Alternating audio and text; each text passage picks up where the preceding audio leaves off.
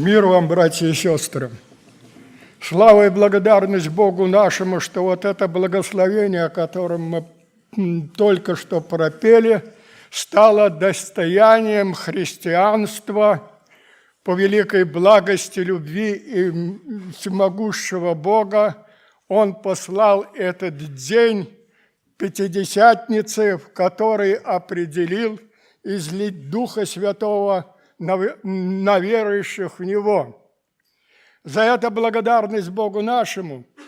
И я во имя Иисуса Христа хочу сейчас остановить наше внимание на некоторых местах Священного Писания, что необходимо было сделать для того Богу, чтобы это благословение и этот день состоялся, праздничный день, и что необходимо делать нам для того, чтобы это благословение сопровождало Церковь Христову и каждого члена Церкви.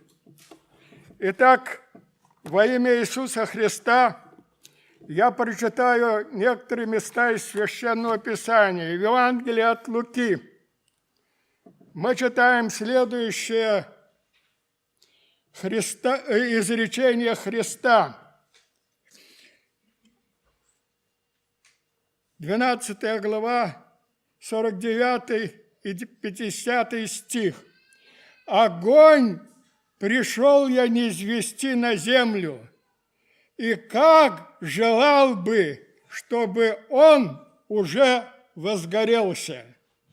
Крещением должен я креститься, и как томлюсь, пока сие совершится».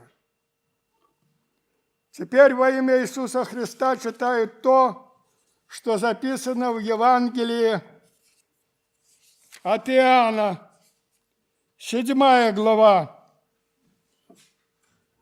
37 стих и ниже.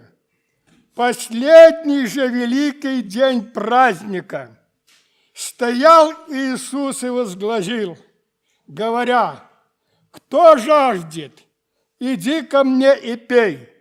Кто верует в меня, у того, как сказано в Писании, из чрева потекут реки воды живой». Сие сказал он о Духе, которого имели принять верующие в Него, ибо еще не было на них Духа Святого, потому что Иисус еще не был прославлен. И в этом же Евангелии от Иоанна, 16 глава, мы читаем следующие слова, опять в словах Господа нашего Иисуса Христа. «Но я истину говорю вам, лучше для вас, чтобы я пошел, ибо если я не пойду, утешитель не придет к вам, а если пойду, то пошлю его к вам, и он, придя, обличит мир о грехе, о правде и о суде. О грехе, что не верует в меня, о правде, что я иду к Отцу моему, и уже не увидите меня. О суде же, что князь мира сего осужден. Еще и многое имею сказать вам, но вы теперь не можете уместить. Когда же придет Он, Дух истины, то наставит вас на всякую истину, ибо не от себя говорить будет, но будет говорить, что услышит, и будущее возвестит вам. Он прославит меня, потому что от моего возьмет и возвестит вам». Все это события, которые должен был совершить всемогущий Бог через служение Господа нашего Иисуса Христа, который умер за грехи наши по Писанию и воскрес для оправдания нашего по Писанию, и который ради того, чтобы эта благодать Божья, сошествие Духа Святого в определенный им день совершилось, и мы могли бы праздновать это благословение, которое снизошло на верующих не по делам и заслугам нашим, но по великой благости, любви и милости всемогущего Бога, потому что ибо так возлюбил Бог мир, что отдал Сына Своего Единородного, дабы всякий верующий в Него не погиб, но имел жизнь вечную. Это благословение, оно пришло на церковь, на верующих, не по заслугам верующих или каждого из нас в отдельности, но по великой благости, любви и милости всемогущего Бога за тот подвиг, который совершил Господь наш Иисус Христос для спасения каждого из нас в отдельности. И на сегодняшний день нет никаких препятствий для того, чтобы пользоваться этим благословением всякому верующему в Него. И мы на сегодняшний день знаем, чтобы если бы не благословение, если бы не действие Духа Святого, если бы не благодать и дары, которые действуют в Церкви Христовой, то на сегодняшний день вряд ли были бы верующие на земле. Но на сегодняшний день исполняется то, что определил Бог, когда Он сказал: «Ты, Петр, камень, на сем камне создам церковь мою, и врата ада не одолеют ее». Не одолеют врата ада Церкви Христовой не потому, что мы такие сильные, а потому что силен всемогущий Бог любовью к живущим на земле. И практическая эта любовь проявилась в нашем спасении посредством страданий Господа нашего Иисуса Христа, который умер за грехи наши по Писанию и воскрес для оправдания нашего по Писанию. Итак, на сегодняшний день нет никакого основания, чтобы нам смущаться и не пользоваться этой благодати, этим действием Духа Святого, который Он посылает для верующих в Него. И на сегодняшний день что нам необходимо делать для того, чтобы это благословение сопровождало нас в жизни нашей? Во имя Иисуса Христа я читаю следующие слова, которые записаны в Откровении к одной из посланий, к одной из церквей 7. Читаю 3 глава, с 14 стиха и ниже следующее повествование. «И ангелу Лаодикийской церкви напиши: так говорит Аминь, свидетель верный и истинный, начало создания Божия. Знаю твои дела, ты не холоден, не горяч. О, если бы ты был холоден или горяч! Но как ты тепл, а не горяч и не холоден, то извергну тебя из уст моих, ибо ты говоришь: я богат, разбогател, и ни в чем не имею нужды, а не знаешь, что ты несчастен, жалок, нищ, слеп и наг.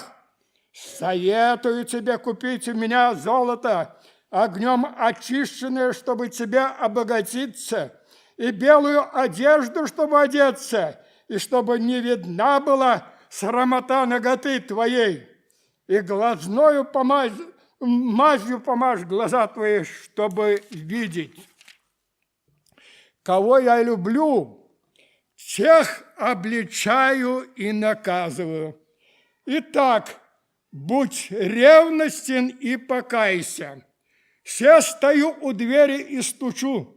Если кто услышит голос мой и откроет дверь, войду к нему и буду вечерять с ним, и он со мною. Побеждающему дам сесть со мною на престоле моем, как и я победил и сел отцом моим на престоле его. Имеющий ухо да слышит, что Дух говорит церквям». Дорогие возлюбленные Богом, сие обличение от Духа Святого к одной из церквей на сегодняшний день может быть довольно на 100% актуальна и для теперешних церквей. И этот стук, который постоянно продолжает стучать в сердце каждого верующего человека, необходимо услышать. И не только услышать, но и, услышав, отворить двери сердца своего. А как Господь стучит? Я только напомню и не буду прочитывать два места Священного Писания. Есть такое повествование в Евангелии от Луки, 22 главе, описывается, когда уже взяли Господа нашего Иисуса Христа и допрашивали Его. И в этом месте присутствовал апостол Петр. И в это время, когда это происходило, он трижды отрекся. И когда отрекся, то Господь взглянул на него, и глаза их встретились. И он вышел во двор и горько заплакал. Только взгляд проник Христа Иисуса в сердце апостола Петра, который совершил это преступление, и горько-горько заплакал. Сокрушился в такую степень и меру, что эти слезы, они могли омыть его преступление, и по воскресении Господь Иисус Христос некогда сказал такие слова: «Скажите всем, и скажите, и Петру скажите». И упрека уже в адрес апостола Петра не последовало за его преступление, потому что он сокрушенную молитву совершил в своем преступлении. Теперь один из эпизодов нам повествуется о том, когда бдители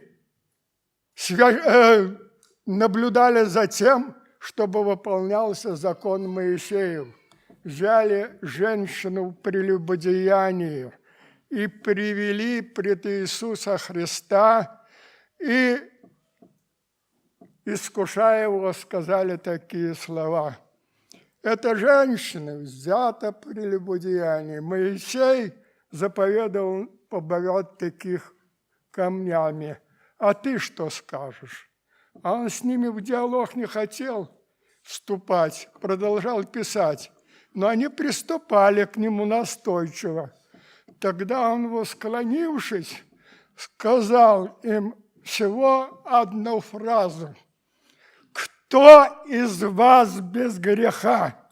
Первый брось в нее камень». И начал продолжать писать на земле. И через некоторое время, восклонившись, посмотрел, никого нет. И спрашивает: «Женщина, где обвинители твои? Никто не осудил тебя?» Она говорит: «Никто, Господи. Иди, и я не осуждаю тебя. Иди и впредь не греши». Всего одна фраза. Это стук был в сердца тех, которые держали каменья, чтобы побить камнями ту, которая согрешила, а сами не намного лучше были. Но, к сожалению, совесть-то заговорила. Дерзновения не хватило, чтобы бросить камень, но и раскрыть свое внутреннее состояние не хватило. Ушли от Христа. Так бывает и с нами в нашей жизни, когда у нас одолевает наши грехи, мы вместо того, чтобы идти ко Христу, исповедовать их пред Христом, просить Его милости, как это призывает нас Священное Писание. «Сие пишу вам, чтобы вы не согрешали, но если бы кто согрешил, то мы имеем ходатая пред Отцом Иисуса Христа, праведника. Он есть умилостивление за грехи наши, и не только же наши, но за грехи всего мира». Нам дана возможность на сегодняшний день идти этим путем, на который поставил нас Бог путем спасения, и преодолеть этот путь спасения, совершить до конца не нашими заслугами и не нашими силами, но по великой благости, любви и милости всемогущего Бога, кровь Иисуса Христа, который умер за грехи наши по Писанию и воскрес для оправдания нашего по Писанию, говорит еще лучше, нежели Авеля до сегодняшнего дня, и будет говорить и делать это до дня Его пришествия. А мне хотелось бы, чтобы мы в наших собраниях имели чувствительное сердце и ухо слышащее, внутреннее ухо слышащее, чтобы этот стук проповедей, которые говорятся в наших собраниях, он мог достигнуть сердца нашего, каждого из нас в отдельности. И мы, услышав этот стук, могли распахнуть пред Ним свое сердце, а Он сказал и отречься себе не может. И Он говорит: «К тому войду и вечерю с Ним разделю». Но это нужно войти в то сокрушение, которое вошел некогда апостол Петр, горько поплакать.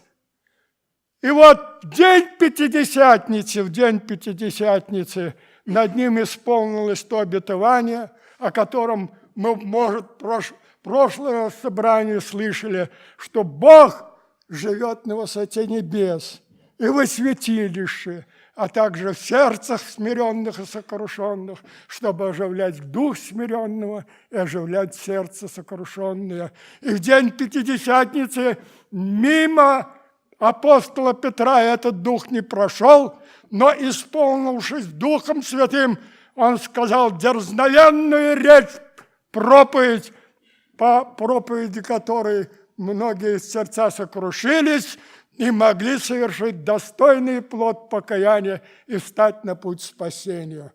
Мне хотелось бы, чтобы мы в этой молитве и в этот праздник этот могли иметь вот такое чувствительное ухо к каждому слову, которое читается из страниц Священного Писания, потому что Слово Божие, оно не изрекались по воле человеческой, но его изрекали святые, Божьи человеки, движимые Духом Святым. Пусть Бог ведет нас в такое состояние благоговения, страха и трепета в этот праздничный день, и в молитвенное состояние, чтобы над нами могло исполниться то обетование, которое некогда Дух Святой сказал через пророка Малахию: «А для вас, благоговеющие пред именем Моим, зайдет солнце правды и исцеление в лучах его, и вы выйдете и взыграете, как тельцы упитанные». Встанем, будем молиться. Аминь.